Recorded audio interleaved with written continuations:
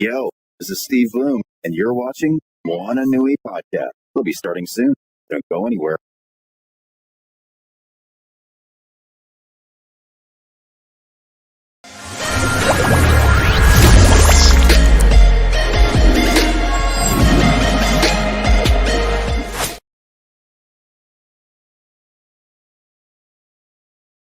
I look like I'm getting ready to ask for somebody to pay a ransom. To some ass. They should, man. I understand that everyone clutches their purse. I understand that. I'm afraid. All right. Well, welcome from Winterfest. Unfortunately, I don't have a mic, so hopefully it's picking me up. Our next guest we have is Greg Burnham and Marcus Williams. As you can see, the two comics right in front of you is from two of their comic series. We have Tuskegee Heirs and also Search for Sadiqah. As Winterfest being the first mini-con for MomoCon in the last 2 years, how has the pandemic affected both of you? And how did you navigate to still connect to your fans with no cons for this past 2 years? Oh man, I think it. So the somber side of it is, lost friends, lost, like friends, family members. Creatively, for a while, I think I was in like a little bit of a dungeon. Just because it's like all this free time on your hands and nothing to really do. Yeah. But I do think like some of the positives for us, like we've learned how to do a better job marketing on the internet, to where we could kind of increase and manipulate sales the way we want. So that kept us going pretty well. We also realize that like certain rates that we have for like doing speaking, whether it's virtual or whatever, that we were lowballing ourselves because we're like happy to do certain stuff. Yeah. But, so that helped to where we had other ways to get money during the pandemic because it like none of it keeps going if we're not able to actually make money off of it. But we did miss that fan interaction, like it's just a different. It's a whole different vibe when you can interact with people that are buying or reading your works, coming back with feedback, all that kind of stuff. So it's been good and bad in different ways. Okay. And Marcus? Yeah, I think because me and Greg actually, especially during the beginning of it, we did 2 shows right as the pandemic was, starting to rear its head. Early January, I think we went to Schaumburg, yeah, Harlem, yeah, and then C2E2. Yeah, and it's I think me and Greg talked about it because we were like, how do we recoup? Those are really big shows, and you look forward to it business wise and financially, but I think we both agreed to like kind of take a step back, pause. It didn't feel right to be like, that's messed up, buy a book. A lot of people are dying, but here come issue number 6. And we both agreed. It was like, let's just take a pause. Let's step back and see how things are going. But the whole time, again, this is why it helps to have somebody that shares values similar to yours. It helps to have someone that agrees. It's not always just about money. You have to think about people and things like that. So it was.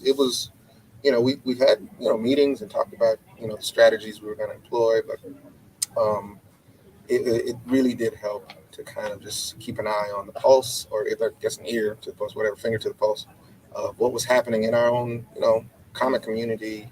Everyone was frustrated with losing those shows, but everyone was still trying to use the tools at hand. Social media, just doing things locally. I remember when me and Greg started doing some things locally. We just, we'd set up shop in front of Outside, in front of a juice local bar. juice bar. Yeah. Just we wore masks. We told people, we're gonna be protected while we're out there. But people that came, we're happy we were out there. So Mhm. little things like that. And it was great because we were, part of it is, we were trying to help once the juice bar opened back up and everything was going really slow. So we were like, hey, come out, so we could try to help them, get their business because that's what it's really about. Like Marcus said, that community part of it, where Mhm. it's like, we can hold each other up. I have friends that are barbers. I would send them some money because I know they were, Yeah. struggling. So just keeping the community going. And now that the shows are opening back up, it's like you see like the love. You see a lot of people that you know, appreciate it so much more now. Mhm. Because I was telling Marcus, back in like 2019, I was like, I feel like conventions are starting to kind of oversaturate. Like, Yeah. because you go to any city now and they have like 4 or 5 different, 3, 4, any of the major cities. So I felt like it was that break kind of helped to, what we're gonna see going forward Mhm. because people are like reinvigorated. Yes. Nice. Okay. Well, yeah, I'm gonna go ahead and hit you with it because everybody's gonna ask. Mm. Tuskegee Heirs issue 5. When can they look for it? Because y'all had Tuskegee Heirs issue 4 come out last year. So when can they be looking for issue 5? Because as soon as they finish reading 4, they're like, Yeah, when's issue 5? the bane of our existence. Nature It's like we work and no, we know people are waiting for it. We're getting yelled at in every city, so that's humbling because that means they're enjoying what we're doing. We've had some stuff where like some stuff is being moved off the plate to where we'll be able to focus a little harder. Yeah. As always with self-publishing, it's like there's a take. Anytime you're working on one thing, it's taken away from something else. Yeah. So yeah, we don't want to give a date yet because we burned ourselves with that before. Yeah. So, but we're gonna get like moving all steam Yeah. ahead this week. So sometime between 2022 and 2025. I mean, I don't want to make That's promises. technically, yeah. 2025. I mean, Technically, yes. In yeah. between that time, It will come out. yes. But it is gonna come though. Okay. There's I think the good part is not starting right away, especially with everything that's been going. I got some new opportunities to do some things this year that I've never done before as an artist. So helped me to understand some processes that can make me a little bit more efficient on a daily. But it really, I think, it allowed us time to talk more about where we're going with the story, and we talked about getting started a number of months throughout the year, but I don't think anything's an accident. I think there's better things that are going to come because we're going to get started this I guess from this moment moving forward. But I think it'll definitely open some doors because there's some different ways we want to publish our books, and so moving forward we get to actually map that out and roll that out along with issue 5 Okay. and other every other thing we come out with. So we're gonna definitely make it special and keep it moving. But it's coming. Okay. It's coming soon. Now, of course, Greg, with Tuskegee Air, and you have Search for Sadiqah. You just released Search for Sadiqah issue 1 last year, following issue 0. How are you balancing writing for both future issues? So it doesn't take tons and tons of time to physically write. It's more about like processing ideas in my head to where I kind of know. For instance, like the next issue, the Search for Sadiqah, I already have it planned out and mapped out. So that part's not the most difficult part. With comics, art is definitely going to take longer. So it's not really that much of a problem. like I try to write every day, even if it's stuff that nobody's ever gonna see, just for myself. Yeah. So that part isn't. I mean, I don't want to make it sound like it's just a walk in the park, but I would be able to write on multiple series at the same time if I Yeah. needed to. As long as you already have your map Yeah. done. Okay. Okay. All right. And I know, Marcus, you mentioned about you've been working on some projects this year that you haven't done. Uh, and Greg probably has some stuff in the background. Anything that you can talk about that we can be looking forward to as we enter 2022 to be on the lookout, whether it's collaborations or stuff that you just persisted with. I'm gonna take a look at it, okay? Yeah. So we are working on like an animated cinematic short for Tuskegee Heirs. Um, so we're still in the like building the skeleton type stage for it. Okay. It's gonna be 3D. So Nice. once the skeleton's built, then you just need animators. Mm-hmm. So yeah, we're working on that. I'm me, Jason Reeves from 133rd. You know Jason? Yes, 133 art. Yes, that's my guy. Me and him, we have a series that should be coming out soon. We might be launching a Kickstarter. So follow me on the social media so I can tell you when that's Exactly. gonna And happen. what is it for those that don't know? Greg _ Burnham 7 at in Instagram, and Okay. then just Greg Burnham. Okay. But yeah, so we're working to try to get that prepared to release, and then I feel like there's some more stuff. I know there's some more stuff, but I'm not sure. Oh, I got another book that I'm doing with a couple of friends called Bridges, and that will be hopefully out, around summertime. Okay. Okay. Mm-hmm. And Marcus? Yes. I think the biggest thing I'm going to try to do this year, something I've procrastinated on because I was so busy this year as well, is I'm going to reformat the way I produce and publish my work. I'm still going to be online. I'm still going to be on social networks, but it's been a long time coming. I've officially amassed too much art, so I had to create another way to actually bring it to the masses of everyone that follows me and stuff. So that's probably what I'm going to be working on. It's branding and reformatting. Okay. And so everything that I've had on the shelf to publish, comics, art books, everything, any branding from me is going to possibly come out through an app. Okay. So that is encompassing also educational stuff, workshops, tutorials, everything people have been bugging me about. I want to create a platform so that's easily, referenced. I could go on YouTube. I am going to go on YouTube, but I don't want it to live there. I want it to be, come here in one place. So that's actually going to be coming out this I'm going to try to beat February with it. So that way I can kind of keep pushing through the rest of the year and just have a way to funnel everything into one place. Okay. So lots of stuff. So is that the Tuskegee Heirs and Search of Sadiqah, and even your artwork may become NFTs? We've been I'm trying to get more information on how to go about getting all that set up. I have a meeting with a really cool guy scheduled next week to see, what are the pluses, what are the minuses, if there are any. Because that would be cool. I think there's a way that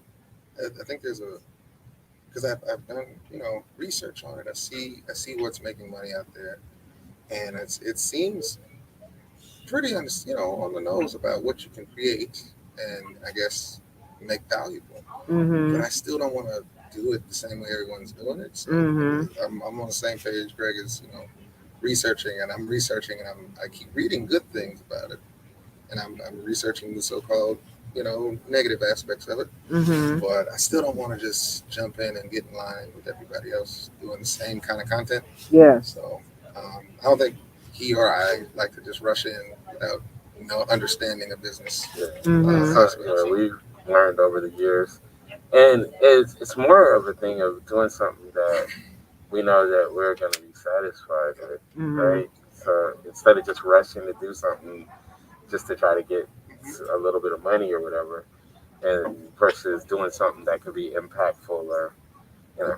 So whether we do it now or a few months in, once we have a better understanding of it and put our heads together, or even singly, it should be something that, you know, means something to us individually versus hope to make a whole bunch of money with this real quick and just get it out. I don't know how to, people have asked about licensing artwork for me, and I'm like, I don't want to just put basic stuff. I don't want to do Microsoft package, you know, the 365 package. Yeah, where you just have, you know, default images and stuff. I'm like, I don't create that way. So but I you know, I'm researching that too, definitely, because I'm if I can find a way to make it resonate with young people, or, you know, the stuff we already do, then yeah, I'll definitely make something. But it has to mean something beyond just some cash.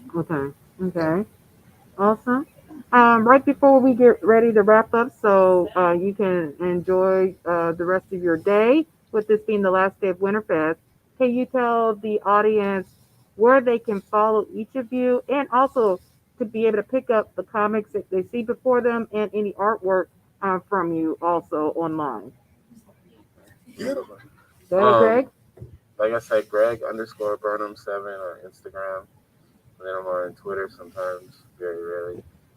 Facebook also. I do have what's that thing called? A TikTok now. And I, got like 100 followers, so that means nothing. But except for to those 100 people that are following me, I appreciate you. You can go to TuskegeeHeirs.com for Tuskegee Heirs stuff. Platform L, the letter L, 7.com. Is there you can get the Sadiqah and my children's books and any of the other stuff that I'm doing. Where else? I feel like there's somewhere else, but Tuskegee. I said that already. I was just saying the Heirs. So I was trying to point to the Heirs. That's a good job. Yeah. So that's that for me. And then Marcus. Yeah, Marcus the Visual at most social networkings. You can look me up. You'll see my little cartoon avatar thing. And then MarcusTheVisual.com is my website. So that is me. All right, perfect. Thank you both for joining us here at MomoCon Winterfest, and have a great rest of your day. Thank you, everyone.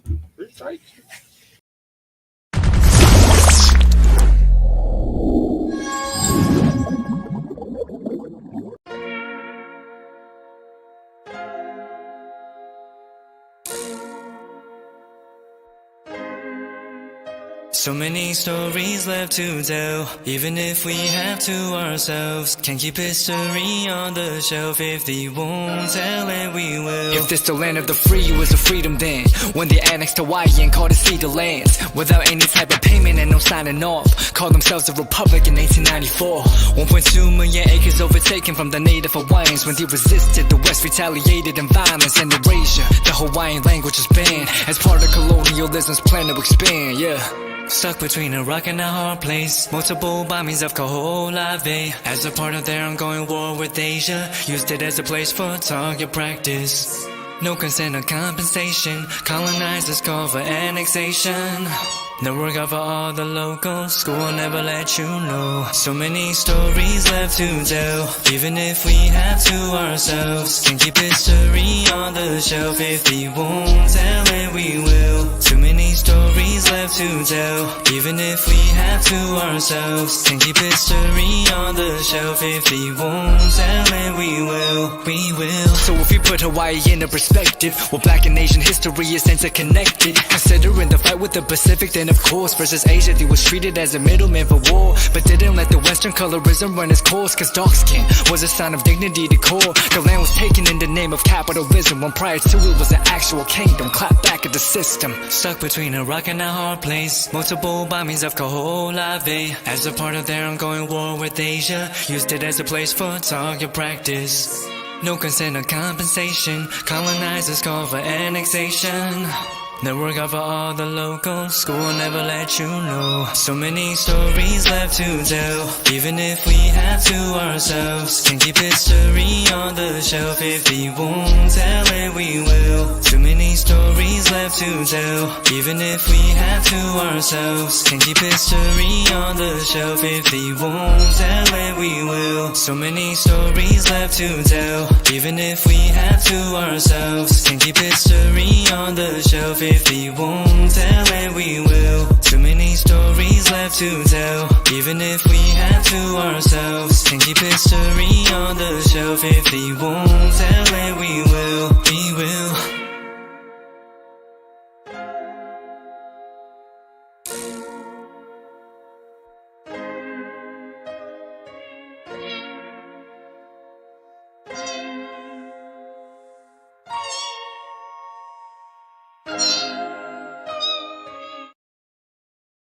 I'm Steve Bloom. I've been a voice actor for more than 30 years, playing characters like Wolverine, Starscream, Tank Dempsey from Call of Duty. With Bloomfox Studios, I've learned so much about myself.